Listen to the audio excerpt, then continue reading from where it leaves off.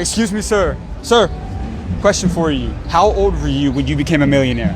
42. In what line of business? I do software. You own a company? Well, I'm the CEO of the company, yeah. And I go all over the world interviewing the most successful people for the younger generation. Can I get 1 minute with you for our channel real quick? Sure. What was the most amount of money that you made in a single year? Well, our company, we're public. We're over $850 million in revenue. Over 850 billion? Yes. What was the best advice you ever received throughout your career? The most pivotal, life-changing advice that you received? I'm going to hesitate to say this is the only great piece of advice I got, but I've given this piece of advice to a lot of people. And an older guy that when I joined IBM in the 1980s said, look, my advice to younger folks is to spend about 90% of your time on your job and 10% on your career. And I'm like, what does that mean? And he said, look, if you spend 100% on your job, you're going to do a really good job at the job you're in, but nobody's ever going to see you moving beyond that job. You aren't making connections. You're not thinking beyond it. How do I become an entrepreneur if I've never been an entrepreneur? So you sold hundreds of millions of dollars in the tech industry.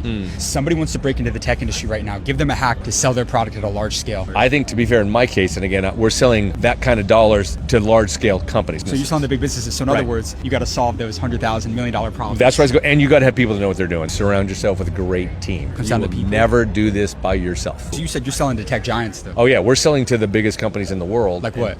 Like the Fortune 500. Half of them are our customers. Yeah. So when you're approaching them, when you're selling to them, what does that conversation look like? Well, you know what? It's not one conversation. Our sales cycles can be a year or longer, and it can be 50 people in the organization that we got to talk to. What is the biggest thing that the deal depends on? Do they believe we're the best that's going to solve their problem? If they don't believe that, they're not going to spend the millions of dollars. How do you know? How old am I? 62. I would have guessed like 40.